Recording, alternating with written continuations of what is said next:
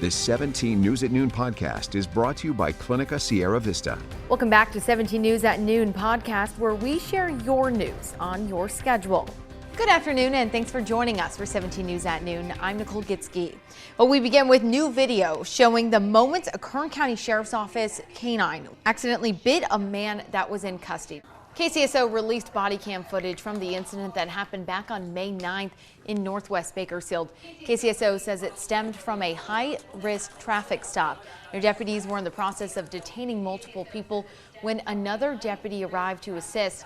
That deputy opened the other deputy's car door to take cover, accidentally releasing the canine. KCSO says there wasn't enough time to call off the dog before it bit one of the people being detained. That person was taken to the hospital for treatment and later released. That person was also not arrested.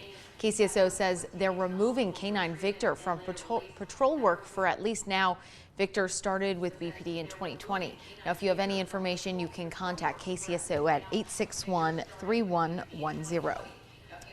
Also making headlines this afternoon, 17 News has learned coronavirus is back and spreading at Kingston Healthcare Center, a local skilled nursing facility notorious for its handling of the pandemic.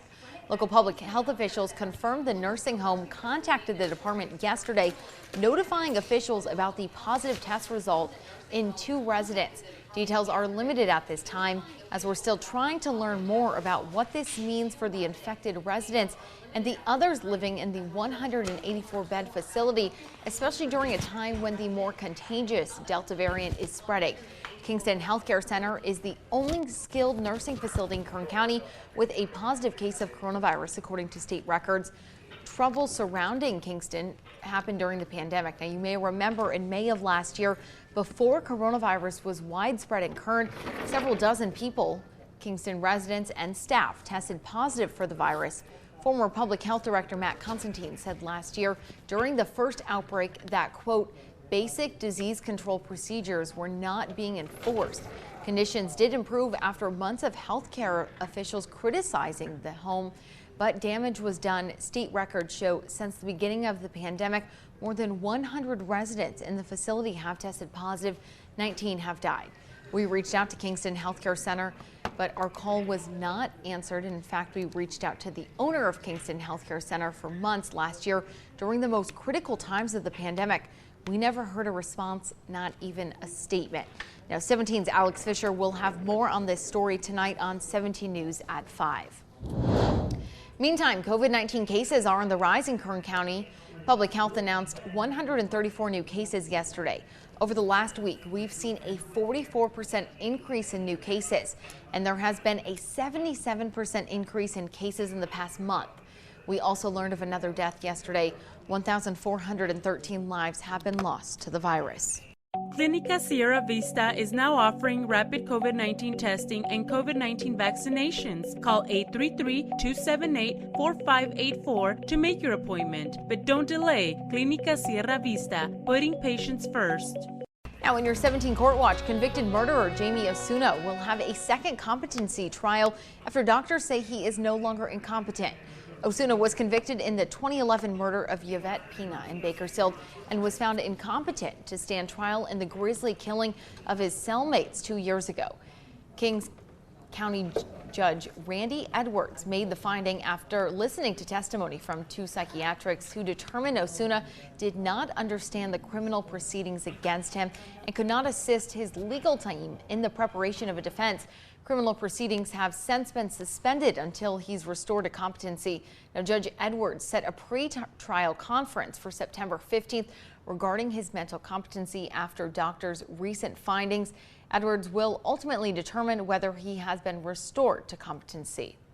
And we took a deep dive into Osuna's life and the lives of his victims in our award-winning podcast, The Man with 1,000 Faces.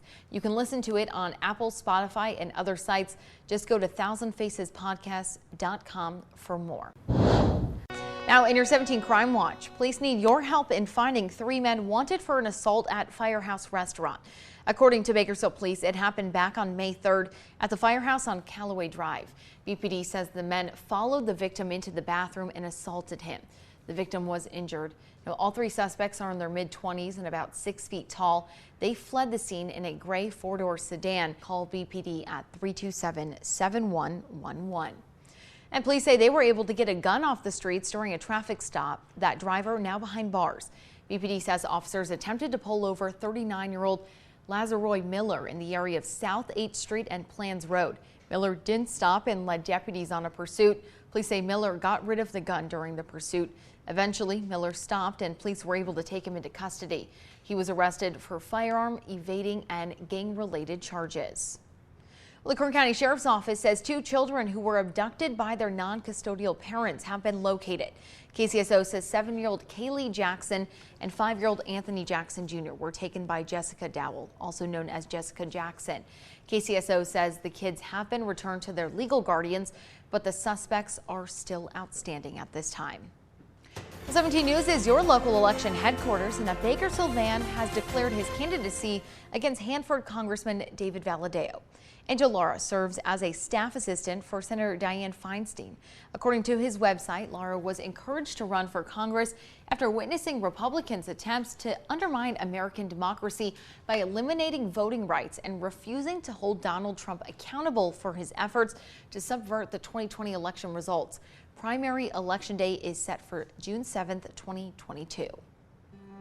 Take a look around town now. Business owners in downtown Bakersfield hope a new county ordinance will help with the homelessness problem.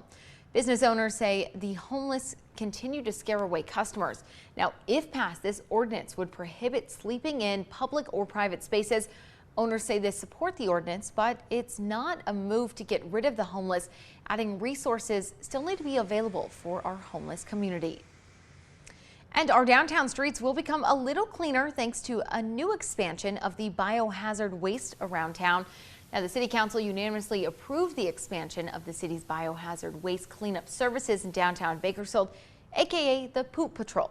The program launched in September 2019, sends workers out to comb the streets of downtown for human waste. Originally set to end was in May, but its success and public approval has been kept around, and the expansion will now include a larger swath of land to cover, with patrols added to various downtown locations, including F Street, 24th Street, and Union Avenue. Well, by this time during the summer, you've probably heard it a few too many times. The constant refrain from your kids of, quote, "I'm bored." Well, boredom isn't necessarily a bad thing. In fact, it can teach kids some valuable skills like creativity and flexibility. Jessica Burzloff, a licensed marriage and family therapist, says they can learn executive functioning early on.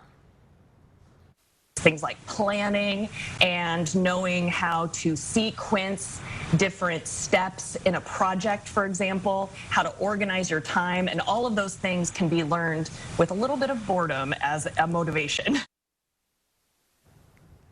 Burzloff says letting your kids figure it out is the first step. Now, depending on your child's age, you can work with them ahead of time by getting started. You can also keep materials where kids can get them when they are bored.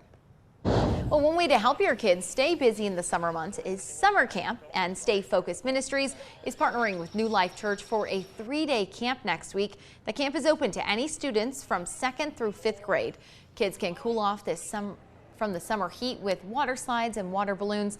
That camp runs from July 21st to the 23rd at New Life Church on Stein Road. To register, you can call the Stay Focused Ministries office at 322-4673. And Bakersfield College is set to offer free summer classes for those interested in music, theater, and arts. BC says the classes are not for credits. Registration is limited, so you are encouraged to sign up quickly.